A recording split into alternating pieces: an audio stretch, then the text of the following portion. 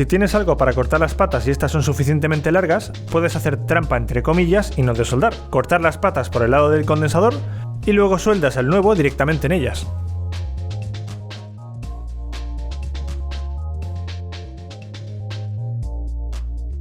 O para desoldar de verdad, cuento otras formas. La idea es simple, hay que calentar con el soldador las patas por el otro lado para que el estaño se vuelva líquido e ir tirando del condensador mientras hasta que se salga. Pero el estaño se enfría deprisa y aunque a este hombre le ha dado tiempo, al cambiar de pata puede enfriarse la otra de nuevo demasiado rápido. Entonces hay trucos. Uno consiste en poner mucho estaño en los contactos y unirlos con él.